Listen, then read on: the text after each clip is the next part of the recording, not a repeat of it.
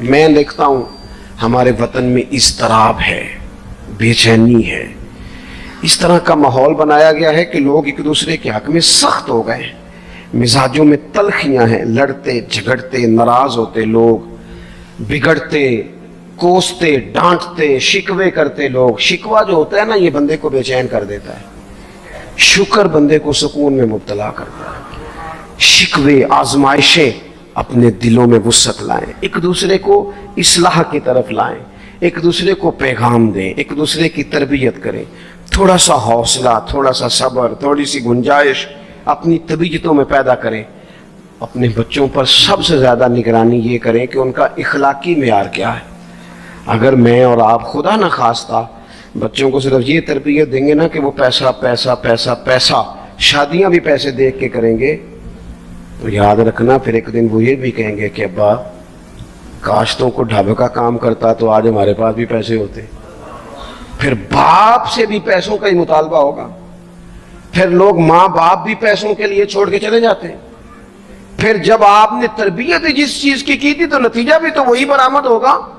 یہ تو نہیں ہو سکتا کہ بندہ بیج کوئی اور لگائے اور درخت کوئی اور نکل آئے، یہ ہو نہیں سکتا۔ اگر ہم اپنے باپ سے روز جھگڑا کریں گے 5 مرلے کے لیے تو یاد رکھنا پھر ہمارا بیٹا 1.5 مرلے کے لیے بھی جھگڑا کرے گا۔ پھر معاملہ اس طرح کا مرتب ہوگا۔ ایک دوسرے کو اخلاقی پیغام دینا ضروری ہے۔ آخری بات آپ کی خدمت میں یہ عرض کرنی ہے، اور یہ میری خواہش ہے کہ آپ اس پر زیادہ توجہ کریں گے انشاءاللہ۔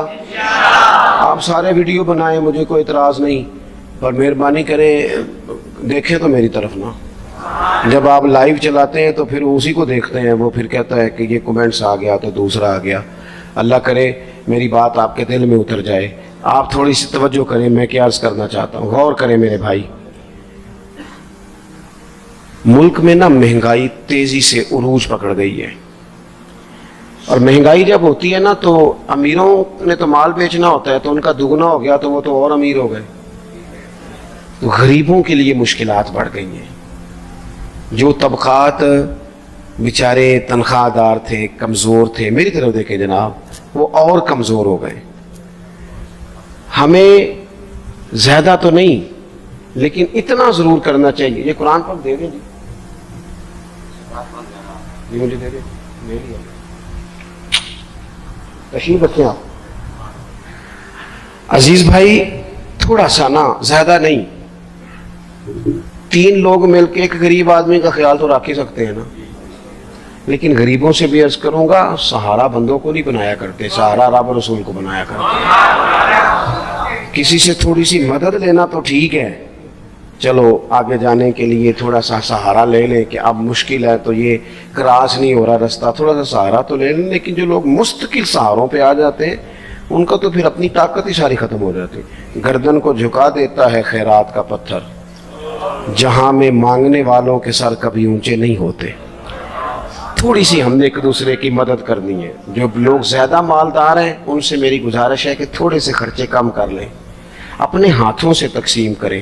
یہ چھوڑ دیں کہ وہ میرے چچا کے جو بیٹے ہیں وہ میرے ساتھ اچھا سلوک نہیں کرتے، وہ فلانے ہیں، وہ ان کا سلوک اگر وہ کریں گے تو اللہ سے اجر لیں گے۔ آپ اگر ان کو محسوس کرتے ہیں نا وہ غریب ہیں، ماموں کے بیٹے، چچا کے بیٹے، گلی والے، محلے والے، تو تھوڑا تھوڑا کر کے اپنے بھائیوں کی مدد کرنی شروع کریں۔ دیکھو عید پہ کپڑے تھوڑے لے لو نا، ویسے بھی سوٹ کی ضرورت تو صرف عید پڑھنے کے لیے، بعد میں تو کپڑے بدل کے گوشت کرتے ہیں، تو بچے ویسے سوئے رہتے ہیں سارا دن۔ تھوڑی سی نا اپنے اضافی خرچے کم کریں۔ غربا کی تھوڑی، یہ عید گزری تھی نا چھوٹی تو شادیاں شروع ہو گئی تھی، میرے پاس لوگ بہت زیادہ آتے ہیں، چونکہ نیک آدمی سمجھ کے اچھا گمان کر کے لوگ دعاؤں کے لیے کہتے ہیں، تو ان کے دکھ سن کے نا تو کئی دفعہ سوچتے ہیں کہ یار یہ جو امیروں نے اتنے مہنگے مہنگے ہوٹلوں میں روٹیاں کھائیں، اتنی مہنگی مہنگی گاڑیاں پجارو، یہ اللہ کے حضور جواب بھی تو دینا ہے نا۔ ہم نے ایک دوسرے کا خیال چھوڑ گئے، 2-4 باتیں سوچ کے نا، وہ جی اس کے گھر میں 3 لوگ ہیں، کام کیوں نہیں کرتے؟ وہ خدا کے بندے کرتے ہیں کام، لیکن محنت سے نہیں ملتا، خدا کے فضل سے ملتا ہے۔ تیرے اوپر فضل ہے، تجھے باتیں آتی ہیں، لیکن کئی دفعہ سارے بھی کریں تو رزق جب ہی آتا ہے جب رب چاہتا ہے۔ ایک تو وہ لوگ ہیں جو ہاتھ پھیلا کے مانگ لیتے ہیں، ایک سفید پوش ہوتے ہیں لا یسألون الناس الحافا، جو لپٹ لپٹ کے سوال نہیں کر سکتے، ان کو دیکھیں، بالخصوص اپنے بہن بھائیوں میں، قریبی رشتہ داروں میں، پڑوسیوں میں تھوڑی تھوڑی لوگوں کی مدد کریں اور اپنے خرچے بتدریج کم کریں۔ خواہش تو بچوں کی طرح ہوتی ہے، ایک خواہش پوری کریں تو دوسری پیدا ہو جاتی ہے، دوسری پیدا کریں تو 4 خواہشیں اور کھڑی ہیں۔ یہ نفس تو بچے کی طرح ہے، اپنی خواہشات تھوڑی کم کر کے۔ یہ حکومتوں سے آپ امید نہ رکھیں، ہمارے ملک میں جتنی سیاسی جماعتیں حکومتیں کر چکی ہیں یا کر رہی ہیں، ان سے کوئی توقع نہیں۔ یہ بیچارے تو اپنے جھگڑوں سے ہی باہر نہیں آتے، انہیں کیا خبر کہ قریب کہاں بستا ہے۔ جب تک بندہ وہاں سے ہو کے نہیں نہ گزرتا جو اصل جگہ ہے، تمہیں یہ جو تم اے سی والے کمروں میں بیٹھ کے اور جناب نیسلے کی بوتلیں رکھ کے پریس کانفرنس کرتے ہو، تمہیں کیا پتا ہو، تمہیں کیا خبر ہو کہ بچوں کی فیس دینی ہو تو بوڑھے ماں باپ پہ کیا گزرتی ہے؟ تمہیں کیا خبر ہو کہ عید آ گئی ہے تو بوڑھے کس طرح مشورے کر رہے ہیں کہ اگر عید کر کپڑے نہ کر لیتے ساس گلہ کرے گی؟ تمہیں کیا خبر ہو کہ کچھ غریب ایسے بھی ہیں جو بیچارے رات کو مشورہ کرتے ہیں کہ صبح ناشتے میں گھی کہاں سے لانا ہے، بچوں کے پراٹھوں کے لیے تو گھی بھی نہیں ہے، گندم امیر شہر کی ہوتی رہی خراب اور بچی کسی فقیر کی فاقے سے مر گئی۔ خدا را مہربانی کریں، گنجائش پیدا کریں۔ بندہ کبھی بھی جیب کا سخی نہیں ہوتا، بخاری شریف میں پورا باب ہے کہ بندہ غنی دل کا ہوتا ہے۔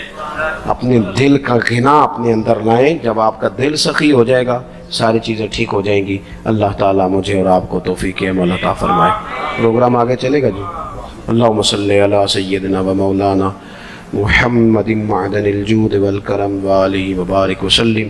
اللہ ہماری حاضری کو قبولیت کا درجہ عطا فرما، ہمارے گناہوں کو معاف فرما، ہماری غلطیوں سے درگزر فرما، علم نافع عمل صالح کی توفیق عطا فرما۔ اللہ بیماروں کو شفا دے دے، مقروضوں کو قرضوں سے رہا کر دے، تنگ دستوں کو وسعت رزق دے دے، بے اولادوں کو صاحب اولاد کر دے، اولاد والوں کی اولاد کو فرما بردار بنا دے۔ اس مسجد کو، حاضرین کو، مہمانوں کو، بندوبست کرنے والوں کو، سب کو بہترین صلہ عطا فرما۔ اللہ تعالی ہمارا خاتمہ ایمان پہ فرما، دنیا اور آخرت میں ہماری پردہ پوشی فرما، امت کی خیر فرما، پاکستان میں نظام مصطفیٰ صلی اللہ علیہ وسلم کا سویرا طلوع فرما۔ اللہم رب اغفر وارحم وانت خیر الراحمین وصلی اللہ تعالی علی حبیبہ محمد۔ آپ حضرات نا مسجد کا تقدس خیال رکھیں گے، مجھے جانے دیں گے، مجھے ہاتھ لگا کے آپ کو کچھ بھی نہیں ملے۔